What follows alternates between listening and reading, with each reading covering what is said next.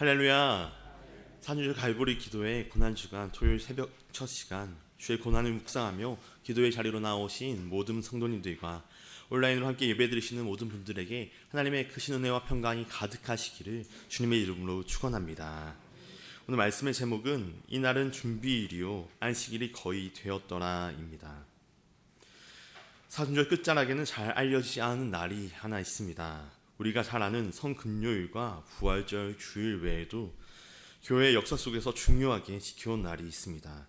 주님의 죽으심을 묵상하는 금요일과 빈무덤의 부활절 주일 아침 사이 토요일이 있습니다. 초대교회부터 지금까지 수천 년의 기독교 전통은 이 토요일을 특별하게 불렀습니다. 침묵의 토요일. 동방정교회는 이날을 위대한 토요일이라 부르며 가장 엄숙한 예배를 드립니다. 로마 카톨릭은 이날 모든 미사를 중단하고 완전한 침묵을 지킵니다. 종교개혁 이후 개신교 전통 역시 루터교와 성공회를 중심으로 이날 안에 있는 신앙의 의미를 소중하게 여기며 보존해 오고 있습니다. 왜 이 침묵을 그토록 중요하게 여겼을까요? 사도신경 중 십자가에 못 박혀 죽으시고 장사된 지 사흘 만에 죽은 자 가운데서 다시 살아나시며 여기서 장사된 지 이 고백 안에 있는 침묵의 토요일이 있기 때문입니다. 주님께서 장사되신 시간, 그리고 모든 것이 멈추어진 것 같은 시간, 그 시간 속에 담겨있는 신앙의 깊은 의미가 오늘 본문을 통해 전해집니다. 십자가 위에서 주님께서 운명하신 직후 시간은 빠르게 흘러가고 있었습니다. 해가 지기 전, 안식일이 시작되기 전에 모든 일이 마무리되어야 했습니다. 누가복음 23장 후반부는 십자가 위에서의 주님의 죽음이 실제 역사적 사건이었음을 분명히 증거하며 그 죽음 이후 주님의 장례를 책임졌던 사람들을 우리에게 소개해주고 있습니다. 바로 아리마대 요셉과 갈릴리에서 함께 올라왔던 여인들입니다. 로마의 관습에 따르면 십자가형을 당한 사형수의 시신은 매장이 허용되지 않는 경우가 많았습니다. 시신은 방치되거나 공동묘지에 던져져 수치와 공포의 상징으로 남겨지곤 했습니다. 그러나 유대 지역에서는 율법에 따라 해가 지기 전에 시신을 매장해야 했기에 로마 당국은 일정 부분 이를 허용해 주었습니다. 이를 알고 있었던 아리마대 요셉은 빌라도를 찾아가 예수님의 시신을 요청합니다. 이것은 단순한 행정 절차를 넘어서 정치적 위험을 감수하는 공개적인 신앙의 결단이기도 했습니다. 그는 자신을 위해 준비해 주었던 아직 아무도 사용하지 않은 새 무덤을 주님께 내어드리며 장례를 정성껏 치렀습니다. 주님을 위해 옥에도 죽음에도 함께 하겠다고 말했던 제자들은 모두 다 흩어져 버려 있었습니다. 오직 주님의 십자가 곁에는 갈릴리에서 따라왔던 여인들만이 남아 있었을 뿐이었습니다. 그리고 멀리서 지켜보던 아리마대 요셉은 이제 자신이 나서야 할 때임을 깨달았습니다. 이 장면에서 우리는 참된 제자가 누구인지 다시 생각하게 됩니다. 존 스토트 목사님은 참된 제자는 끝까지 남는 사람이다 라 말했습니다. 많은 사람들이 따를 때는 제자인 것처럼 보일 수 있지만 모두가 떠나는 그 순간에도 그 자리에 남아있는 사람이 진짜 제자라는 것입니다. 요셉은 두려움이 가득한 그 상황 속에서도 물러서지 않고 주님의 곁에 남아 그 마지막을 책임졌습니다. 그의 이 선택은 단순한 용기가 아니라 하나님 나라에 향한 참된 충성의 표현이었습니다.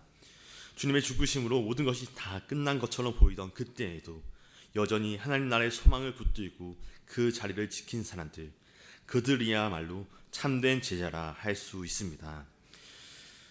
주님의 마지막을 책임지는 이들을 이렇게 소개하고 있는 오늘 본문은 세 가지 구조로 나누어 볼 수 있습니다. 첫 번째 단락은 50절부터 51절까지 아리마대 요셉에 대한 소개입니다. 두 번째 단락은 52절부터 53절로 요셉의 장사 행위입니다. 마지막 세 번째 단락은 54절부터 56절로 갈릴리 여인들의 반응입니다. 이 시간 주님께서 누이신 그 무덤의 자리까지 함께 나아갔던 이들이 보였던 그 믿음의 모습을 함께 살펴보며 세 가지 영적인 교훈과 기도의 제목을 얻는 이 시간 되길 원합니다. 첫째로 적극적인 책임의 모습으로 하나님 나라를 기다립니다. 적극적인 책임의 모습으로 하나님 나라를 기다립니다. 오늘 본문에서 주님의 시신을 인도받기 위해 빌라도를 찾아갔던 아리마대 사람 요셉은 사내들인 공의의 회원으로서 이스라엘 사회 내 권력의 정점에 함께 있던 이였습니다. 주님의 죽으심을 결정했던 사내들인 공의의 그 자리에서 주님의 죽음이 만장일치가 아니었다는 것을 그를 통해 확인할 수 있으며, 그는 끝까지 주님의 죽음에 넘기는 그 불의한 일에 동조하지 않았다 말합니다.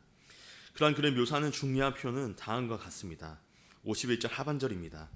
하나님의 나라를 기다리는 자라. 요셉의 정체성을 담고 있는 이 표현은 누가복음 서두 2장에서 예수님을 만나며 약속의 성취를 경험했던 두 명의 경건한 선지자 시므온과 안나와 연결됩니다.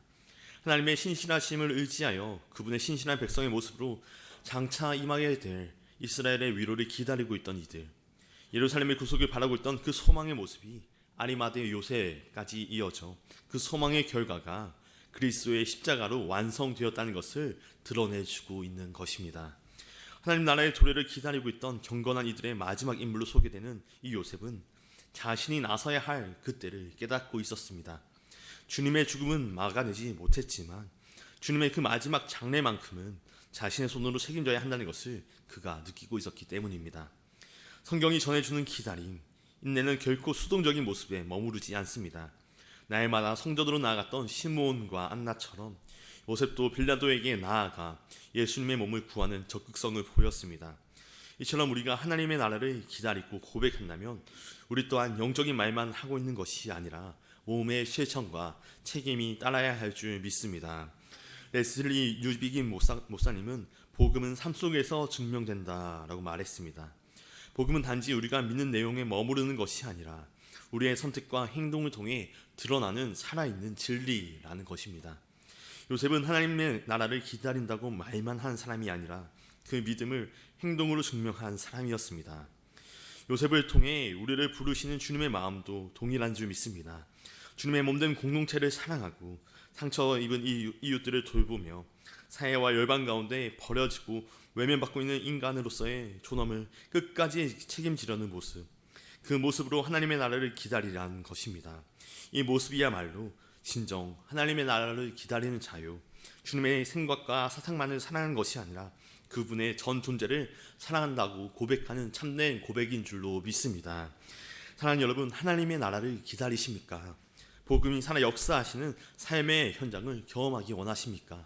그렇다면 우리의 삶에 다가온 그 책임적 고백으로 주님께 응답하며 나아가야 할 줄 믿습니다. 손해가 분명해 보이고 내 평판과 위신, 나에 대한 반감이 느껴지는 자리라 할지라도 적극적인 기다림의 모습으로 주님을 위해 한 걸음 내딛는 그 자리에서 하나님의 역사가 나타나게 될 줄 믿습니다. 그러한 믿음, 그러한 기다림으로 주님을 향한 사랑을 고백하는 저와 여러분 모두가 되시기를 주님의 이름으로 간절히 축원합니다. 둘째로, 주님의 돌무덤이 있었다는 것이 복된 소식입니다. 주님의 돌무덤이 있었다는 것이 복된 소식입니다. 주님이 묻히신 아리마대 요셉의 돌무덤은 본래 요셉 자신을 위해 준비해둔 새 무덤이었습니다. 누가는 이 무덤에 대해 다음과 같이 전합니다. 53절입니다.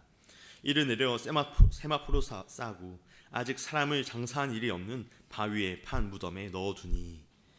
요셉은 빌라도를 찾아가 예수님의 시신을 인도해도 된다는 허가를 받은 후 십자가 달려있던 주님의 시신을 정중히 내렸습니다.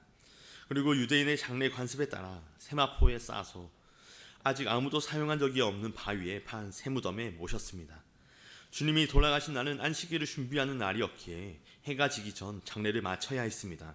그래서 장례는 경건하면서도 신속하게 진행되었습니다.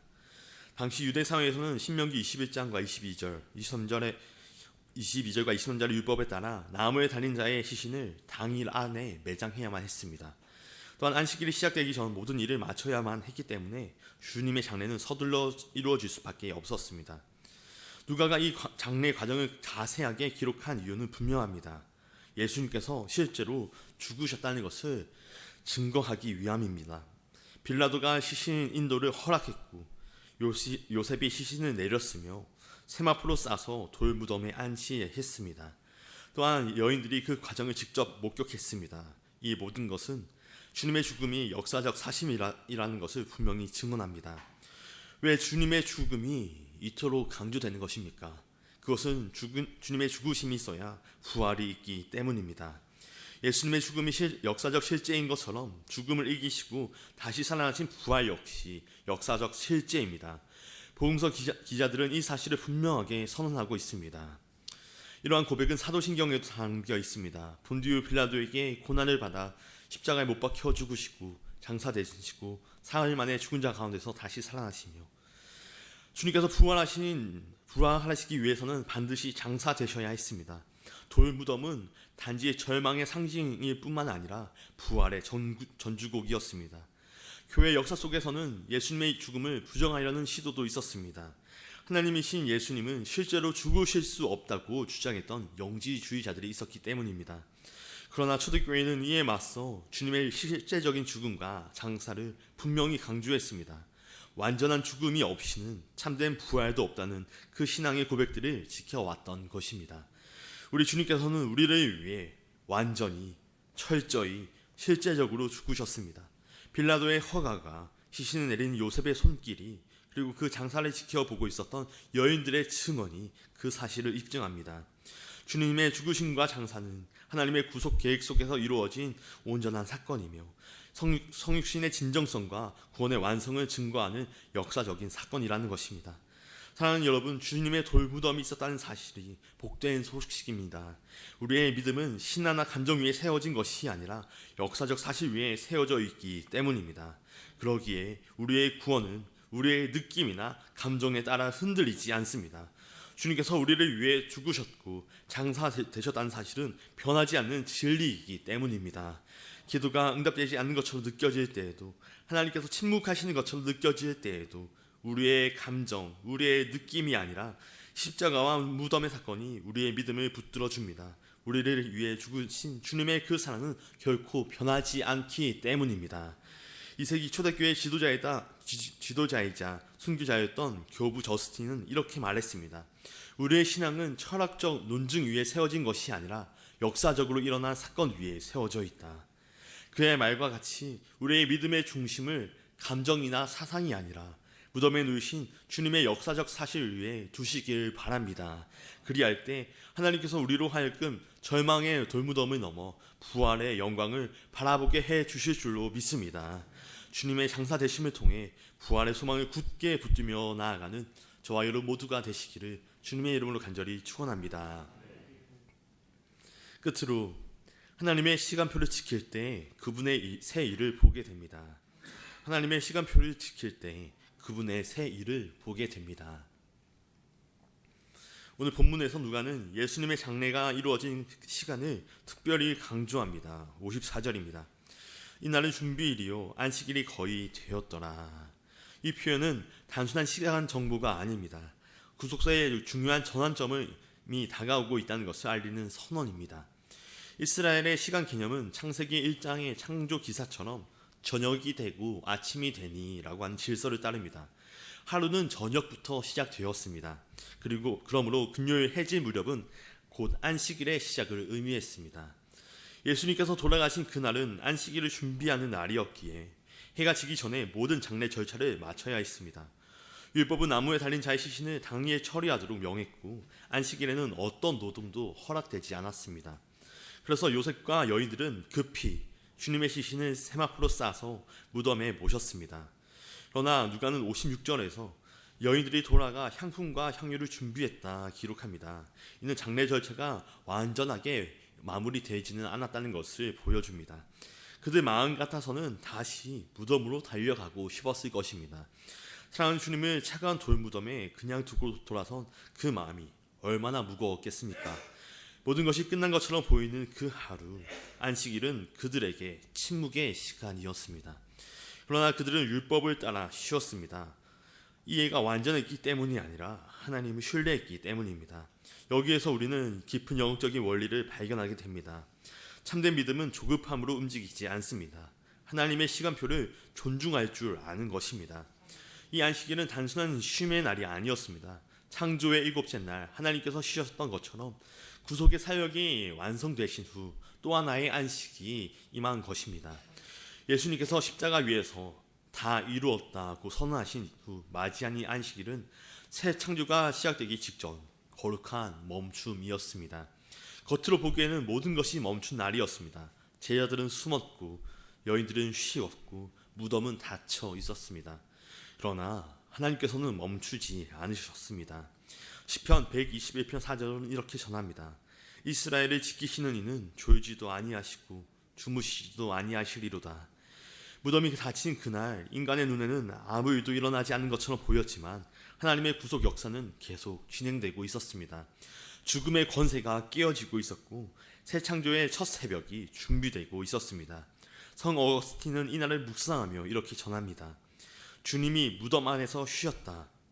그러나 그 쉼은 죽음의 쉼이 아니라 새 생명이 뿌리를 내리는 씨앗의 쉼이었다. 씨앗은 땅 속에 묻혀 보이지 않습니다.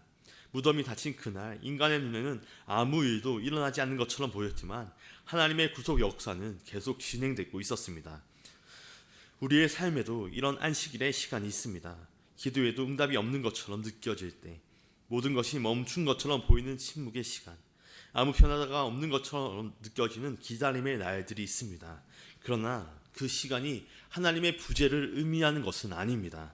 여인들이 할 수 있는 것을 다 한 후 멈추었던 것처럼 우리도 우리의 책임을 다한 후 하나님의 때를 기다릴 줄 알아야 합니다. 이것이 믿음의 성숙입니다.